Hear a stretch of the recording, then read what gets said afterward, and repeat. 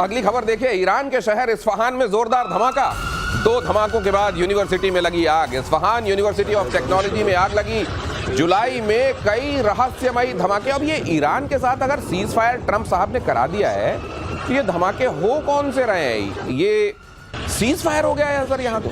Sir, Isfahan university और बाकी कुछ यूनिवर्सिटीज हैं जहां पे न्यूक्लियर रिसर्च चलती है, वहां पे लेबोरेटरीज हैं। अच्छा। हाँ, तो ऐसा नहीं कि सिविक्स डिपार्टमेंट में किसी ने बम मार दिया, सुतली बम, ऐसा नहीं है कि कहीं ज्योग्राफी पढ़ा रहे थे। जहां पे मारा है यूनिवर्सिटी के अंदर, वहां पे ये सब चीजें। और Isfahan university is famous for it. यहाँ पे आज से नहीं, दशकों पहले से इस मामले में रिसर्च चल रही है। और अभी देखिएगा, फिर हम बोल देते हैं, कल परसों फिर बयान के तीर चलेंगे, बयान के बम चलेंगे, बयान चलेगा, स्टेल्थ मिसाइल मारेगा, वो फिर से बोलेगा, पिज़श्कियां बोलेगा कि मैं छोड़ूंगा नहीं तुम्हें, तमीज अमेरिका। एक बात ध्यान रखिएगा दिनेश, वही वाली बात है कि हो रहा है, किसी को पता नहीं कैसे हो रहा है, रहस्यमय है सब। इसी तरह रहस्यमय, जैसे बताया दिनेश गौरव ने, बहुत रिसर्च का सेंटर है, यहीं से निकलेगी। वो जो एटम बॉम्ब बनाने की कोशिश कर रहे हैं, उसकी प्रयास यहीं पर हो रहा है और उसको होने नहीं देंगे। Cease the fire, explode the bomb. Deniability बनी रहनी चाहिए। एंड मट्ठा इन द जड़। मट्ठा इन द जड़। तो ये जड़ में, ये इस्फहान जैसी जो जगहें हैं, ये यूरेनियम एनरिचमेंट के लिए और आखिरकार परमाणु बम बनाने के लिए जिन जगहों पर ये शैतान खोपड़ियां काम करती हैं, उनमें से एक जगह ये भी है। और इसीलिए इस जड़ में मट्ठा डालने का काम आने वाले दिनों में भी इजराइल तो करता रहेगा, भले ही सीटी बजाता हुआ उधर से अमेरिका बार बार आ जाए कि नहीं नहीं मैंने तो सीज फायर करा है। अब इधर देखिए ओमान की खाड़ी में क्या हुआ है, आमने सामने आ गए ईरान और अमेरिका। ईरान और अमेरिका आमने सामने आए। अमेरिकी विध्वंसक युद्धपोत से ईरानी नेवी का सामना हुआ। अमेरिका ने ईरानी हेलीकॉप्टर को मार गिराने की धमकी दी। ईरानी नौसेना ने अमेरिका को पीछे जाने पर मजबूर किया। इतना भी काफी कर दिया वैसे ईरान ने सर? नहीं, बिल्कुल। देखिए साहब, सर कुछ कहना चाह रहे हैं। सर बताइए प्लीज सर, प्लीज। गुरिल्ले को चूहे ने धमकाया। गुरिल्ले को चूहे ने धमकाया कि मैं तुम्हें देख लूंगा, और गुरिल्ला पीछे हट गया। अब बताइए, ये बात कहीं इसलिए तो नहीं पीछे हटा कि तुम्हारे व्यू में ठीक से आ जाऊं, क्योंकि तुम्हें समा नहीं रहा होगा, तो ये थोड़ा पीछे आ जाता हूं, देखो। पीछे हटा। वो कुछ पीछे नहीं हटा, उसका हेलीकॉप्टर आया था ऊपर। अमेरिकन ने धमकाया कि जाओ पीछे, तो वो चला गया, लेकिन बोला देखा धमकाया ना। लेकिन अब मेरे को समझ में आ गया आप ये क्या कह रहे हैं। आप ये कह रहे हैं वो जो बाद में अमेरिका के बेस पे वो जो मिसाइल ईरान ने मारी थी, जैसे वो फिक्स मैच था, वैसे ही दुनिया को देने के लिए एक खबर यहाँ से प्रोड्यूस की गई। ऐसा है क्या सर? आप झुकेगा नहीं, झुकेगा नहीं। ये स्टेल्थ है। ये स्टेल्थ है, ये स्टेल्थ हेलीकॉप्टर था इनका, कोट अनकोट कह रहे हैं। एक्चुअली स्टेल्थ नहीं था, लोग गलत ना समझे। लेकिन वही चीज है, आपने हेलीकॉप्टर भेजा, यहाँ पे अमेरिका का वॉरशिप खड़ा हुआ है। अमेरिका का वॉरशिप को धमकाना, देखिए धमकी फ्री में है।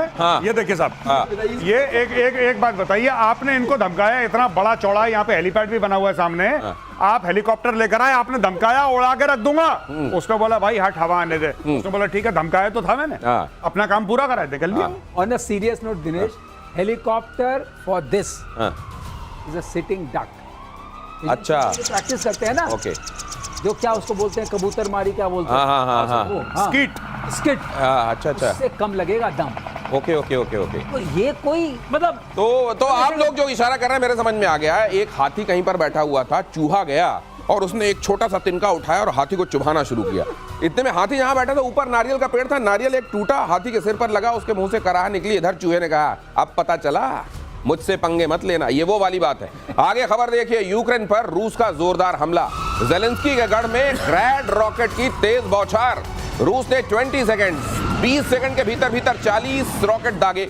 रशिया और यूक्रेन युद्ध में शांति की तीसरी कोशिश नाकाम। ये शांति जो है, मुझे समझ, ये शांति कहाँ है, कौन है? रशिया यूक्रेन वाले मामले में कहाँ से आती हैं, किधर को जाती हैं? लेकिन फिर भी इनका नाम बार बार सुनते रहते हैं हम लोग। बिल्कुल, ये जो ग्रैड भी हैं, जो अभी आप पिनाका सुनते हैं ना जी, Pinaka is a highly advanced version.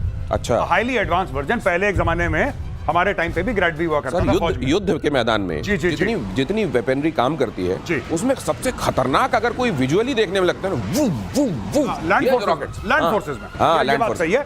Land forces में अगर आप देखें तो, अगर आप देखें पिनाका की फायरिंग या आप ग्रैड की फायरिंग देखें, तो एक साथ जो रॉकेट निकलते हैं ट्रेल छोड़ते हुए, और ये मारक क्षमता भी इनकी इतनी है, मैं आपको बता दूं, जैसे पिनाका है 1 किलोमीटर बाय 800 मीटर्स। 1 किलोमीटर बटा 800 मीटर के उस इलाके को राख करने की क्षमता है, एशेज। मतलब करीब करीब 2 स्क्वायर किलोमीटर। हाँ, अगर आप 800 बटा 1 किलोमीटर लें तो it can turn it into ash. बहुत ही खतरनाक। तो वो ग्रैड वैसा ही सिस्टम है, मल्टी बैरल, MBRL बोलते हैं, मल्टी बैरल रॉकेट लॉन्चर। एक साथ शॉट में निकलते रहते हैं रॉकेट और गिरते रहते हैं। 20, 30, 40, 50, 60 किलोमीटर की मारक क्षमता इसकी और भी होती है। तो ये सब है। My God. और ये इस तरीके का देखिए 20 सेकंड के भीतर भीतर कितने 40 छोड़े जा रहे हैं। और यहां पर अगर किया जा रहा है, चलिए इतना ना मानिए आप, 1 स्क्वायर किलोमीटर भी मान लीजिए, तो यूक्रेन ने अभी क्या झेला है और क्या झेलता जा रहा है और क्यों झेलता जा रहा है, क्योंकि ज़ेलेंस्की ने भी ठान रखा है झुकेगा नहीं जब तक पूरे इलाके की एक तरीके से बखिया नहीं उधड़वा देगा। और बचा क्या है वैसे? उनके घर में हुआ था। हाँ, ये उनके घर पे हो रहा है। और ये घर पे हो रहा है। ये उनका ही गांव है।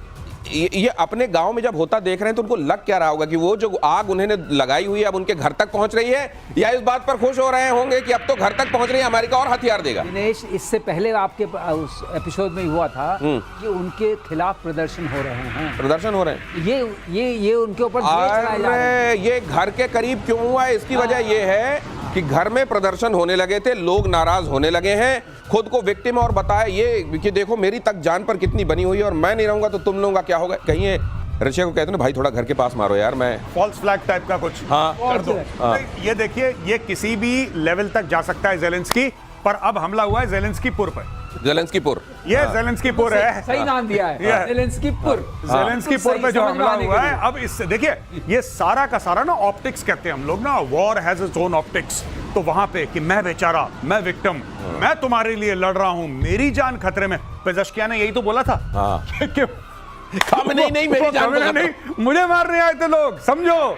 वही ज़ेलेंस्की कर रहा है out of the Iran playbook, मुझे ऐसा लगता है। ये ज़ेलेंस्कीपुर में, लेकिन अगर ये सोच रहे हैं वो कि 1-2 फोड़कर वो रशिया चुप हो जाएगा, अब ये वो समझ लें, कहते हैं ना कि बुढ़िया मर गई, इस बात का डर नहीं है, मौत ने घर देख लिया, इस बात का खतरा है। अब ये ज़ेलेंस्कीपुर देखा जा चुका है, रशिया ने देख लिया। रूस ने खार्किव पर मिसाइल ड्रोन से अटैक किया। अगली खबर देखिए, 103 ड्रोन और 4 मिसाइल से जोरदार अटैक। हमले में कम से कम 16 लोग जख्मी, कई घर तबाह। सर ये वैसे दर्शकों को भी आदत पड़ गई होगी, दुनिया को भी आदत पड़ गई है इसकी। जैसे बैडमिंटन में वो शटल कॉक इधर से उधर होता है ना, वो चल रहा है रशिया यूक्रेन के बीच में। बिल्कुल। लेकिन सर ये क्या सीटी बजेगी या खेल रुकेगा? देखिए, खेल मुझे ऐसा लगता है दिनेश भाई तभी रुकेगा जब आप ये देख लेंगे कि ठीक है, अब अमेरिका या वेस्टर्न पावर जो है यूक्रेन को हथियार देना, देखिए वो तैयार है लड़ने के लिए। ज़ेलेंस्की को चाहिए पैसा। ज़ेलेंस्की बन चुका है मर्सनरी। आप आहुति देते रहिए, हवन कुंड में आग चलती रहेगी। ये ड्रामा चल रहा है वहां पे। टोटल मैं आपको सरलीकरण करके बताऊं कि वहां पे आप सप्लाई करते रहिए मटेरियल, मैन पावर उसके बाद है, लोगों को मरवा रहा है, उसको कोई फर्क नहीं पड़ता। पुतिन कहता है तू मरवा रहा है, मेरा क्या जा रहा है, चलो पुतिन भी मार रहा है। और पुतिन ने 20% घेर लिया, जैसे आपके प्रोग्राम में डिस्कस करा था हमने। और वो 20% घेरा है जो बड़ा मिनरल रिच है, जिसमें खनिज पदार्थ जमीन के नीचे हैं, जिसमें लिथियम है, जिसमें दुनिया भर की चीजें, वो सारा का सारा तो घेर लिया। अब वो और घेरना चाहता है और ज़ेलेंस्की भी लड़ता रहेगा जब तक पैसे आते रहेंगे। जिस दिन पैसा नहीं आया, ज़ेलेंस्की गायब। और ये तब तक क्या यूक्रेन जिसको हम जानते रहे, यूक्रेन अपने तरीके का एक समृद्ध और दुनिया को समृद्ध बनाने में कंट्रीब्यूट करने वाला देश रहा है, क्या उस मोड़ तक पहुंचने तक भी यूक्रेन वैसा रह जाएगा या बहुत देर लगेगी यूक्रेन को वहां तक पहुंचने में? श्रीवास्तव सर, बहुत देर अब लगेगी, क्योंकि यूक्रेन की जो कंपनीज थी, अगर मैं आपको नाम बता दूं, अपने आप में लीडिंग कंपनीज थी। जब ये यूएसएसआर था, यूक्रेन को मना था ब्रेन ऑफ यूएसएसआर।